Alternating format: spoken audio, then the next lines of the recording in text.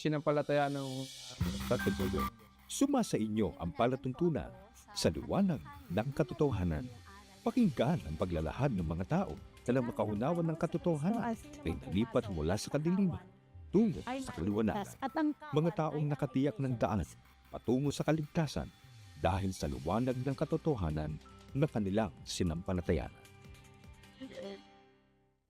Ikinagagalak po namin na muli namin kayong makapiling mga ginigiliw po naming mga taga-subaybay. Ako po ang kapatid na Jerry Lapira at ito po ang programang Sa Liwanag ng Katotohanan. Samahan niyo po kami sa may kalahating oras ng programang ito at nawa po ay makatulong ito sa inyong ginagawang mga pagsusuri upang katulad po ng napakarami ng mga tao ng pagbigyan nila ang paanyaya ng aming mga kapatid na sila'y makapakinig sa mga pangangaral ng Iglesia ni Cristo ay nagliwanag sa kanila ang mga aral ng ating Panginoong Diyos na itong naging dahilan.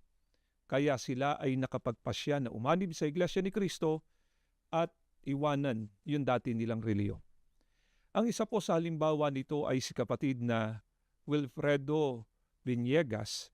Siya po ay isang masiglang may tungkulin dyan sa lokal ng Iglesia ni Cristo sa San Agustin, sa Distrito Eclesiastico ng Dasmariñas City, Cavite.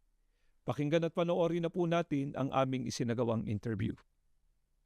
Ako po si kapatid na Wilfredo G. Viniegas, kasalukuyang nakatala sa lokal ng San Agustin, distrito ng Dasmariñas City, Cavite. Sa kasalukuyan po ay pangalawang Pangulong Diakono. Ako po ay nakapagtapos ng pag-aaral sa Universidad ng Pilipinas sa kursong Political Science at retired na po na government employee. Sa kasalukuyan po ay nagmamanage ng isang private security agency. Ako po ay ipinanganak na isang Katoliko at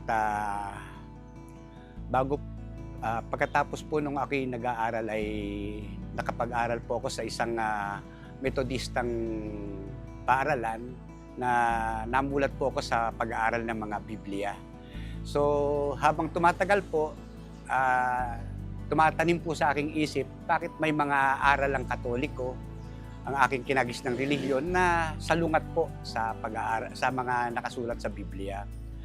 At nung ako po ay sumapit po doon sa akin pong pagsusuri ng iba't ibang relihiyon, ang lolo ko po ay dinodoktrinahan po ako sa Jehovah's Witness na ganoon din po pag akin pong isinasangguni sa Biblia, labag din po doon sa aral na nasa Biblia. Hanggang nung bandang huli, naging miyembro po ako ng Baptist. Nabautismohan po ako sa Baptist Church. Marami po akong katanungan na hindi po nasasagot nung maging kaanib ako sa Baptist po. Yung pong kalikasan po ng Panginoong Hesukristo po, yun po ang malimit na umaano sa aking isipan. Dahil yung pong sineselebrate din po nila yung Holy Week, yung pagkamatay noong Panginoong Hesukristo. Ang Diyos po kasi hindi namamatay eh. So yun po yung gusto ko pong malinawan, hinahanapan ko po ng kasagutan. Dumating po yung pagkakataon na yung kapitbahay po namin ay inimbitahan po akong dumalo sa pamamahayag ng Iglesia ni Cristo. Na nung una po medyo bantulot po ako sapagkat ako po isang dating manguusig ng Iglesia ni Cristo. Pero dahil po sa pagrespeto ko doon sa aking kapitbahay, nagpaunlak po ako. Nagkataon naman po, yung topic po doon sa pamamahayag ay yung tungkol sa kalikasan ng Panginoong Hesukristo. So nung tignan ko po, sangguniin ko sa Biblia, yung lahat po ng mga tinutukoy na verse at saka yung doon po sa pamamahayag na yon, nakita ko po na totoo. So nagkaroon po ako ng sa aking sarili na ipagpatuloy po yung pagdodoktrina. Kaya nagpatala po ako kinabukasan din po, nagpatala po akong doktrina. Tuloy-tuloy na po yon. At hanggang mabautismohan po ako sa lokal ng Pasay po. At sa akin pong pagsusuri po, napatunayan ko po na ang likas na kalagayan ng ating Panginoong Jesucristo ay tao. At siya po mismo ang nagtuturo na sumamba sa iisang tunay na Diyos, ang ating Ama. Wala pong aral ang Iglesia ni Cristo na salungat po sa Biblia. Kaya lahat po ng aking mga katanungan na hindi po masagot-sagot ng aking mga inanibang reliyon ay nagkaroon po ng kasagutan dito po sa Iglesia ni Cristo na lahat po ng itinuturo nakasalig po lahat sa banal na kasulatan. Sa pahayag po kanina ni kapatid na Wilfredo Venegas, gaya ng kanyang sinabi, ay siya'y dating masiglang kaanib sa Iglesia Katolika at dumating ang pagkakataon na siya ay nakapakinig at nagsuri din sa iba't ibang mga reliyong katulad ng Metodista at Saksi ni Jehova. Dumating din ang pagkakataon na siya ay naging kaanib diyan sa samahan na tinatawag na Baptista. Subalit, ang sabi ni kapatid na Wilfredo kanina, ang nakatatawag sa kanya ng pansin ay bakit hindi masagot yan sa mga reliyon na kanyang pinakinggan at sinuri, yung mga aral na nakaguguluan niya sa kanyang isipan. Ang halimbawa noon ay ang ukol sa ano nga ba ang tunay na likas na kalagayan ng ating Panginoong Hesukristo. Sapagkat sa mga samahan na yan na kanyang pinakinggan at sinuri, iisa ang kanilang itinuturo. Di umano ang ating Panginoong Hesukristo ay Diyos. Ang tanong nga ni kapatid na Wilfredo, bakit daw kung Diyos nga ang ating Panginoong Hesukristo, bakit anya may kamatayan ng ating Panginoong Hesukristo? Sapagkat mababasa natin sa unang Timoteo 1:17 na ang tunay na Diyos walang kamatayan. Pagka binasa naman natin ng 1:19, 30 at 33, doon mababasa natin ang ating Panginoong Hesukristo ay namatay. Kaya sa kanyang ginawang pakikinig at pagsusuri naman sa Iglesia ni Cristo, nang siya ay maanyayahan ng isa naming kapatid sa Iglesia ni Cristo at pinagbigyan niya ito, naunawaan niya na ang tunay na likas na kalagayan ng ating Panginoong Hesukristo, siya ay tao at hindi Diyos. Kung bakit ito ay kanyang tinanggap, sapagkat ito talaga ang mga katotohanang nakasulat dito sa banal na kasulatan. At marahil, ito rin po ang itinatanong ng mga nagmamasid, nagsusuri sa Iglesia ni Cristo. Bakit daw namin tinitindigan na ang ating Panginoong Hesukristo ay tao at hindi siya Diyos? Kaya nga po ng sinabi namin sa inyo kanina, sapagkat ito po ang itinuturo ng banal na kasulatan. Ito po ang ating tatalakayin sa pagkakataong ito. Unahin na po natin, paano nga po ba ipinakilala ng tunay na Diyos ang ating Panginoong Hesukristo? Kung ang pag-uusapan ay ano nga ba ang tunay na likas na kalagayan ng ating Panginoong Hesukristo? Pakinggan nyo at babasahin ko ang nakasulat dito po sa aklat ng Isayas 53:3 hanggang 6. Ay ganito ang mababasa natin, pakinggan ninyo. Siya'y hinamak at itinakwil ng mga tao, isang taong sa kapanglawan at bihasa sa karamdaman, at gaya ng isa na pinagkublihan ng kanilang mukha ng mga tao, na siya'y hinamak at hindi natin hinalagahan siya. Tunay na kanyang dinala ang ating mga karamdaman at dinala ang ating kapanglawan, gayunmay ating ipinalagay na siya'y hinampas, sinaktan ng Diyos at dinalamhati. Ngunit siya'y nasugatan dahil sa ating mga pagsalangsang, siya'y nabugbog dahil sa ating mga kasamaan. Ang parusa ng tungkol sa ating kapayapaan ay nasa Kanya, at sa pamamagitan ng Kanyang mga latay ay nagsigaling tayo. Tayong lahat na gaya ng mga tupa ay naligaw.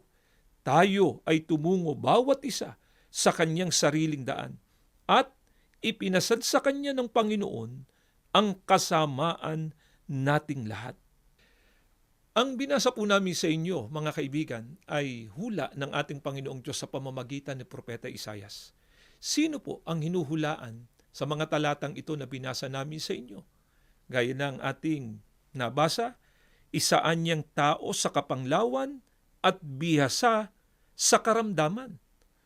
Sana mapansin po ninyo, Ang taong hinuhulaan po dito ay ipinalagayan niya na sinaktan ng ating Panginoong Diyos. Iba siya sa ating Panginoong Diyos at dinalamhati. At nais din naming ipapansin sa inyo na ipinapasanaan niya sa kanya ang kasamaan o ang kasalanan ng mga taong pinanagutan niya. Sino nga po ba ang kinatuparan ng mga pahayag na ito, ng hula ng ating Panginoong Diyos? Pakinggan ninyo dito naman sa unang Pedro, sa 2:21 hanggang 23 at 24 pa, ay ganito ang maliwanag na mababasa natin. Pakinggan ninyo ito. Sapagkat sa ganitong bagay kay tinawag, sapagkat si Kristo man ay nagbata dahil sa inyo, na nang siya'y alipustain, ay hindi gumanti ng pag-alipusta.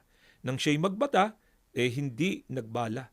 Kundi, ipinagkatiwala ang kanyang sarili doon sa humahatol ng matuwid, na siya rin ang nagdala ng ating mga kasalanan sa kanyang katawan sa ibabaw ng kahoy, upang sa pagkamatay natin sa mga kasalanan ay mga buhay tayo sa katwiran, na dahil sa kanyang mga sugat ay nagsigaling kayo.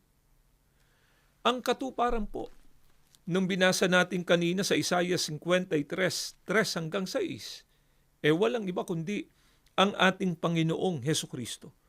Sana napansin nyo din na sa paunang pahayag pa lamang ng ating Panginoong Diyos ay tiniyak na po ng ating Panginoong Diyos na yung hinuhulaan doon sa Isaiah 53:3 hanggang 6 ay isang tao. Kaya mga kaibigan, sino mang magsabi na mali daw yung pagkakilala namin ng mga kaanib sa Iglesia ni Cristo, na ang ating Panginoong Sukristo ay tao, para na din po nilang sinabi na mali yung ipinahayag at itinuro ng ating Panginoong Diyos. Tiyak, hindi naman po magkakaganon mga kaibigan. Ang tamang pagtuturo, ang tamang kaalaman, yun mismong itinuro po ng ating Panginoong Diyos. Ngayon, ang ating pong pinapaksa ngayon ay ang ukol sa tunay na likas na kalagayan ng ating Panginoong Sukristo. Kaya, mismong ang ating Panginoong Sukristo na po ang ating tanungin. Ayon po sa kanyang patotoo, ano nga po ba ang tunay na likas niyang kalagayan? Pakinggan ninyo, at ganito ang maliwanag na pagtuturo ng ating Panginoong Sukristo dito sa Juan, sa 8 ang talata po ay 40. Ngunit pinagsisikapan ninyong patayin ako na isang taong nagsabi sa inyo ng katotohanang narinig ko sa Diyos. Ito'y hindi ginawa ni Abraham. Ang binasa po namin sa inyo ay mismong pagtuturo na ng ating Panginoong Sukristo. Ano po ang kanyang pinatunayan at sinabi tungkol sa likas niyang kalagayan? Ayon sa ating Panginoong Sukristo, siya anya'y tao na nagsasabi ng katotohanan. At itong katotohanan ng kanyang sinabi, narinig niya sa Diyos. Sana napansin po ninyo, yung katotohanan ng kanyang sinabi, narinig niya sa Diyos. Iba po ang Diyos na kanyang kinaringgan kaysa sa ating Panginoong Sukristo na nakarinig nga po nung katotohanan na yon na kanya namang itinuro at sinabi. Kaya kung pinaninindiganan man po namin ng mga kaanib sa Iglesia ni Cristo na ang ating Panginoong Sukristo ay tao sa likas niyang kalagayan, ay sapagkat ito po mismo ang mga katotohanang itinuro mismo ng ating Panginoong Diyos at ng ating Panginoong Sukristo.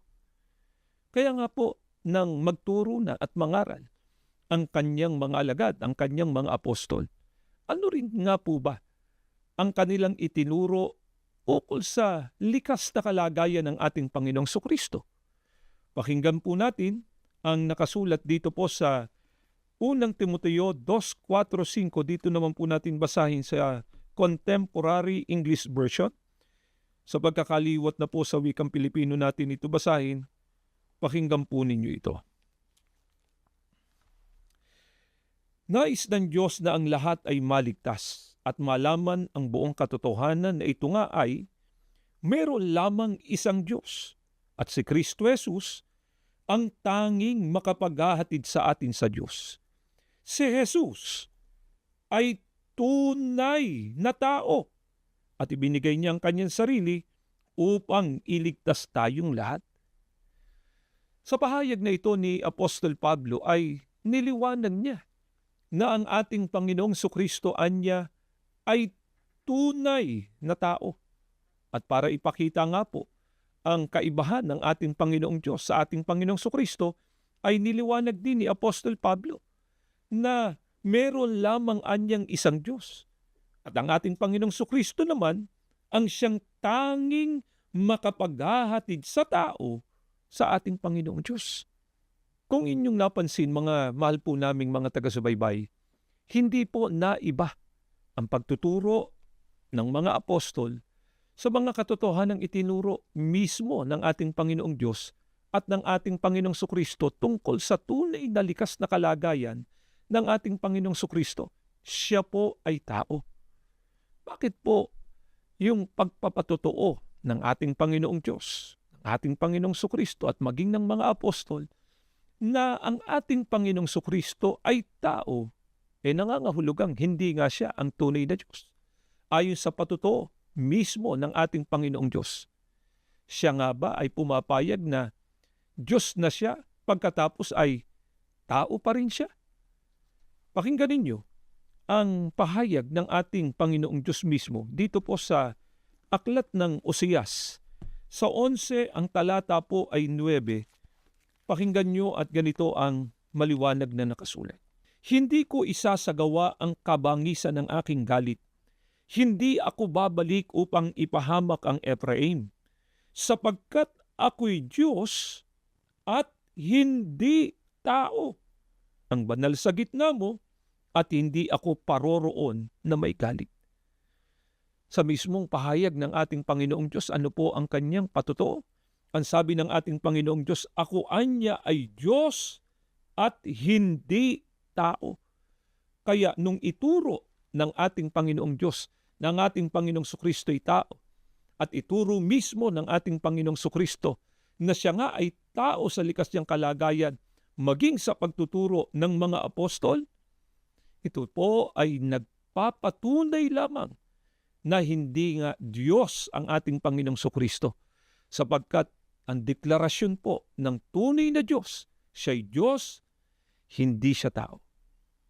Ito po ang dahilan, mga mahal po naming mga taga-subaybay, kung bakit ang mga kaanib sa Iglesia ni Kristo ay naninindigan na pagka ang pag-uusapan ay tunay na likas na kalagayan ng ating Panginoong Sukristo, siya po ay tao at hindi Diyos. Subalit nais lamang po naming liwanagin sa inyo, mga kaibigan, na bagamat kinikilala namin ng ating Panginoong Sukristo ay tao at hindi siya Diyos, subalit ang ating Panginoong Sukristo po ay pinuno ng ating Panginoong Diyos ng napakaraming mga katangian na higit sa karaniwang tao. Mababasa po natin sa Gawa 2.36, siya ay ginawang Panginoon. At dito naman sa Gawa 5.31, siya po ay ginawang ng ating Panginoong Diyos na tagapagligtas ng tao. Sa Efeso 1:20 hanggang 22, inilagay po siya ng ating Panginoong Diyos sa ibabaw ng lahat ng mga nilalang. Sa unang Timoteo 2:5, siya po ang nag-iisang tagapamagitan ng mga tao sa ating Panginoong Diyos. Pinuno po ng ating Panginoong Diyos ng napakaraming katangian ang ating Panginoong Sukristo. Subalit, namamalagi po ang katotohanan na ang ating Panginoong Sukristo ay tao sa likas niyang kalagayan at hindi po siya Diyos. Subalit mga kaibigan, bakit po kaya nagkaroon ng paniniwala na di umano ang ating Panginoong Sukristo ay Diyos? Saan po ba nanggaling yung paniniwalang yan na di umano ang ating Panginoong Sukristo ay Diyos? Dito po sa isang aklat Katoliko na pinamagatang Discourses on the Apostles' Creed na sinulat po ni Clement H. Crack, sa page 206, ganito po ang ating mababasa sa pagkakaliwat na po sa wikang Pilipino. Kaya halimbawa, noon lamang 325 taon ng Panginoon sa Konsilyo ng Nisea, nang ipaliwanag ng Iglesia Katolika sa atin na isang alituntunin ng pananampalataya na si Jesus ay tunay na Diyos. Napansin niyo po ba kung paano nagkaroon ng paniniwala o aral na di umano ang ating Panginoong Sukristo daw ay Diyos? Ito po ay nilikha lamang ng Iglesia Katolika doon sa kanilang konsilyo, doon sa Nicea, taong 325 taon ng Panginoon. Kung inyong napansin, 4 na siglo na po yun. Ang ating Panginoong Sukristo, unang siglo pa lamang, ay umakyat na sa langit at ang mga apostol ay nangamatay na po sa unang siglo pa lang. Sa makatwid, ilang daang taong pong lumipas. Wala pong kinalaman sa mga aral na yan na itinuturo nila na di umano ang ating Panginoong Hesukristo raw ay tunay na Diyos. Walang kinalaman dyan ang ating Panginoong Sukristo maging ang kanyang mga apostol. Hindi po yan ang katotohanan nakasulat dito sa banal na kasulatan. Yan po ay aral na inimbento lamang ng Iglesia Katolika. Kaya nga po si kapatid na Wilfredo Villegas, yung matagal na katanungan na nasa kanyang isipan noon tungkol sa ano nga ba ang likas na kalagayan ng ating Panginoong Sukristo, siya ba'y Diyos o siya'y tao, ay nasagot nang siya ay makapakinig, magsuri sa mga aral ng Iglesia ni Kristo. Nagliwanag sa kanya ang katotohanan ng aral na hindi po Diyos ang ating Panginoong Sukristo. Siya'y tao sa likas niyang kalagayan. At ang nag-iisang tunay na Diyos na dapat na makilala at sambahin ng tao ay walang iba kundi ang Ama. Sa mga katotohanan pong ito, mga mahal po naming mga taga-subaybay, pinakahangad din po namin na kayo ay makasama sa tunay na pagkilala sa ating Panginoong Diyos at sa ating Panginoong Sukristo. At higit sa lahat, maisagawa natin ang tunay na pagsamba't paglilingkod sa ating Panginoong Diyos na maghahatid po sa atin sa katiyakan sa pagtatamo natin ng kaligtasan. Kaya nga po si kapatid na Wilfredo ay meron din pong paanyaya sa mga nakikinig at sumusubaybay ngayon na hindi pa kaanib sa Iglesia ni Kristo. Pakinggan at panoorin po natin ang kanyang paanyaya. Ako po'y nananawagan sa aking mga kaibigan, mga kamag-anak na hindi pa po kaanib sa Iglesia ni Kristo. Pag-aralan po ninyo kung paano po ako natawag, kung paano po dati ako'y nanunuligsa sa aral ng Iglesia. Ngunit napatunayan ko po na walang ibang relihiyon na ang lahat ng aral ay nakabatay sa banal na kasulatan na siya po ang ating saligan ng pananampalataya. Dito lamang po ang tunay na relihiyon.